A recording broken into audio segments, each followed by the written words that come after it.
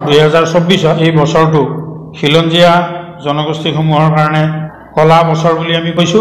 লগতে সুপ্ৰিম কোৰ্টৰ অসমৰ প্ৰতি যিটো আচৰণ 2024 এইটো এটা ঔপনিবেশিক আচৰণ হিচাপে আমি অভিহিত কৰিছো। খিলঞ্জীয়া জনগোষ্ঠীসমূহক সংখ্যালঘু কৰিবলৈকে গভীৰ ৰাজনৈতিক ষড়যন্ত্ৰেৰে সুপ্ৰিম কোৰ্টৰ তদানীন্তন মুখ্য ন্যায়াধীশ DY চন্দ্ৰচূড়ে 1971 চন দিৱসৰ বুলি ঘোষণা কৰি থৈ গ'ল।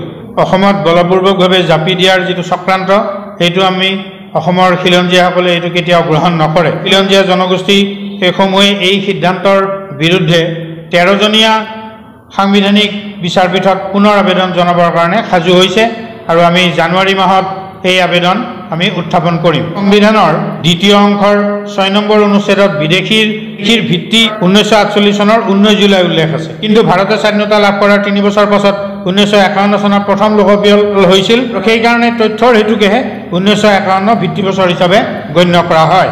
অসমৰ বাহিৰে ভাৰতৰ সকলো ৰাজ্যতে 1951 প্ৰয়োজ্য হৈ আছে। 1985 চনত তদানীন্তন কংগ্ৰেছ দলৰ চৰকাৰে অসম গণ পৰিষদ চৰকাৰৰ সহযোগত 1955 চনৰ নাগৰিকত্ব আইনখন সংশোধন কৰি অবৈধ বিদেশীক নাগৰিকত্ব দিবৰ কাৰণেই 6 যুক্ত কৰি কেৱল অসমৰ বাবে ভিত্তি বছৰ 1971 চনৰ 25 মাৰ্চ এইটো নিৰ্ধাৰণ কৰিছিল।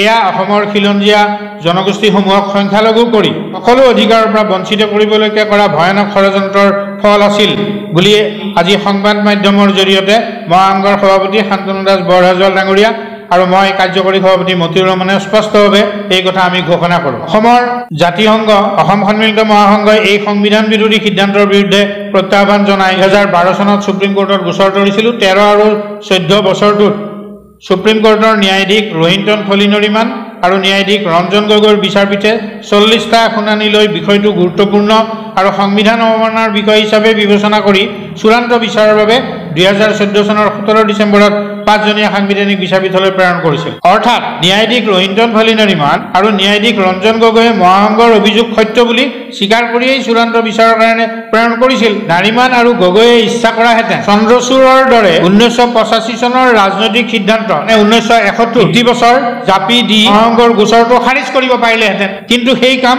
তেওঁলোকে নকৰিলে। দুৰ্ভাগ্যবশত 2015 চনৰ পৰা 2023 চনলৈ 9 বছৰ লৈছিল চূড়ান্ত বিচাৰ কৰিবৰ কাৰণে। মাজতে কোভিড মহামাৰীৰ কাৰণে বছৰ অথলে গৈছিল, অৰ্থাৎ 7 বছৰ লৈছিল চূড়ান্ত বিচাৰৰ কাৰণে। সাংবিধানিক বিচাৰপীঠত খৰতকীয়া কৰিবলৈ জনোৱা বহু আবেদন পিছতো সুপ্ৰিম কোৰ্টৰ ভূমিকা সন্তোষজনক নাছিল।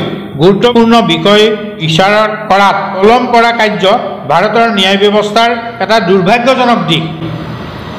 নিশ্চিতভাৱে মহাসংঘৰ গোচৰত ৰাজনৈতিক হস্তক্ষেপ হৈছিল। 8খন সাংবিধানিক বিচাৰপীঠ অনুষ্ঠিত কৰি বিচাৰ অযথা দীঘলীয়া কৰিছিল আৰু শেষত 2023 চনৰ 5, 6, 7 আৰু 12 ডিচেম্বৰত 4 দিন ধৰি নিৰৱচ্ছিন্ন শুনানি গ্ৰহণ কৰিছিল সুপ্ৰিম কোৰ্টৰ তদানীন্তন মুখ্য ন্যায়াধীশ DY চন্দ্ৰচূড়ৰ নেতৃত্বাধীন ন্যায়াধীশ JB পাৰ্দিৱালা, ন্যায়াধীশ সূৰ্যকান্ত, ন্যায়াধীশ MM সুন্দৰেশ, ন্যায়াধীশ মনোজ মিশ্ৰৰ 5জনীয়া সাংবিধানিক বিচাৰপীঠে। বিচাৰপীঠত ন্যায়াধীশ JB পাৰ্দিৱালাই অবৈধ বিদেশীক নাগৰিকত্ব দিবলৈ নাগৰিকত্ব আইনত 6 যুক্ত কৰা কাৰ্য অসাংবিধানিক পক্ষপাতমূলক বুলি অভিহিত কৰিছিল। আনহাতে তদানীন্তন মুখ্য ন্যায়াধীশ DY চন্দ্ৰচূড়, সূৰ্যকান্ত, ন্যায়াধীশ সুন্দৰেশ আৰু ন্যায়াধীশ মনোজ মিশ্ৰই 6 সাংবিধানিক বৈধতা আছে বুলি কৈছিল। পৰ্যালোচনা কৰিলে দেখা যায় যে তদানীন্তন মুখ্য ন্যায়াধীশ ৰঞ্জন গগৈ, ন্যায়াধীশ ৰোহিন্টন ফলিনৰিমান আৰু ন্যায়াধীশ JB পাৰ্দিৱালা 6 অসাংবিধানিক আৰু পক্ষপাতমূলক বুলি বিবেচনা কৰিছিল। সেয়ে মহাসংঘৰ পক্ষত আছে 3জন ন্যায়াধীশ, বিপৰীত পক্ষত 4জন ন্যায়াধীশ ৰূপে ন্যায়াধীশসকল বিভাজিত হৈছিল বুলি গণ্য কৰিব পাৰি। সুপ্ৰিম কোৰ্টে 1970 চনৰ বলপূৰ্বক জাপি দিয়াৰ সিদ্ধান্ত সৰ্বসন্মত নহয়, সেই কথা ওপৰৰ এনালাইচিছে স্পষ্ট হৈ আছে। 1985 চনত কংগ্ৰেছ নেতৃত্বাধীন ভাৰত চৰকাৰৰ এটা চক্ৰান্তমূলক ৰাজনৈতিক সিদ্ধান্তই অসমৰ খিলঞ্জীয়া জনগোষ্ঠীসমূহৰ প্ৰতি যি ভয়ানক ক্ষতি কৰিছে তাকেই বাহাল ৰখাৰ ফলত খিলঞ্জীয়া জনগোষ্ঠীসমূহ সৰ্বকালৰ বাবে নিজৰ 1000 বছৰীয়া গৃহভূমিত সংখ্যালঘু হৈ শাসন ক্ষমতা সহ সম্পদৰ অধিকাৰ, ৰাজনৈতিক অধিকাৰ আদি সকলো হেৰুৱাই গোলামত পৰিণত হ'ব। অতি পৰিতাপৰ কথা যে উক্ত 4গৰাকী ন্যায়াধীশে তাহানিৰ পূব পাকিস্তান আৰু বৰ্তমানৰ বাংলাদেশক ভাৰতৰ অংগ আছিল বুলি কৈ সেই অঞ্চলৰ পৰা অসমলৈ অহা বিদেশীবোৰক মানৱতাৰে নাগৰিকত্ব দি অসমত ৰখা উচিত বুলি যুক্তি দিছিল। এইটো কেতিয়াও গ্ৰহণ কৰিব নোৱাৰি। ভাৰতৰ পৰা বিভাজন হৈ পাকিস্তান এখন পৃথক দেশ হৈছিল আৰু তাৰ অংশ আছিল পূব পাকিস্তান আৰু সেই পূব পাকিস্তানেই বৰ্তমান বাংলাদেশ। 1947 চনৰ পিছত পাকিস্তান বাংলাদেশক ভাৰতৰ অংগ হিচাপে কোনোপধ্যেই ব্যাখ্যা কৰিব নোৱাৰি। এয়া অপব্যাখ্যা তথা খিলঞ্জীয়া জনগোষ্ঠীসমূহক ধ্বংস কৰাৰ এক জঘন্য ষড়যন্ত্ৰ বুলিহে প্ৰতিপন্ন কৰিব পাৰি। আচৰিত কথা, সুপ্ৰিম কোৰ্টে 10 মাহ ধৰি ৰায়দান নকৰা কাৰ্যই প্ৰমাণ কৰে যে চৰকাৰৰ সৈতে গোপন বুজাপৰা কৰিয়ে 17 অক্টোবৰত অসাংবিধানিক পক্ষপাতমূলক মানৱতা বিৰোধী 1985 চনৰ ৰাজনৈতিক সিদ্ধান্তকেই জাপি দিছিল চন্দ্ৰচূড় ডাঙৰীয়াই। ন্যায়াধীশ চন্দ্ৰচূড়, ন্যায়াধীশ সূৰ্যকান্ত, ন্যায়াধীশ সুন্দৰেশ, ন্যায়াধীশ মনোজ মিশ্ৰই অবৈধ বিদেশীৰ প্ৰতি মানৱীয়তা দেখুওৱা বুলি কৈছে। আনহাতে অসমৰ খিলঞ্জীয়া জনগোষ্ঠীসমূহৰ প্ৰতি অমানসিক আৰু অমানৱীয় আচৰণ কৰি সংবিধানৰ বিৰুদ্ধে গৈ 71 জাপি দিয়া কাৰ্য অতিশয় নিকৃষ্ট তথা মানৱতা বিৰোধী বুলি খিলঞ্জীয়া জনগোষ্ঠীসমূহে বিবেচনা কৰে। মানৱতাবাদী বুলি জাহিৰ কৰা এই 4গৰাকী ন্যায়াধীশৰ কিয় সৎসাহস নহ'ল যে অসমক বিদেশীৰ বোজাৰ পৰা লাঘৱ কৰিবলৈ, বিদেশীবোৰক ভাৰতৰ বিভিন্ন ৰাজ্যত ভগাই ল'বলৈ নিৰ্দেশ কিয় নিদিলে? তেওঁলোকে বিদেশীৰ প্ৰতি মানৱতা দেখুৱাইছে, কিন্তু অসমৰ খিলঞ্জীয়াৰ প্ৰতি ন্যূনতম তেওঁলোকৰ মানৱীয়তা দেখুওৱা নাই। এই অত্যন্ত গৰ্হিত, অত্যন্ত দুৰ্ভাগ্যজনক আৰু অত্যন্ত অমানৱীয় আচৰণ।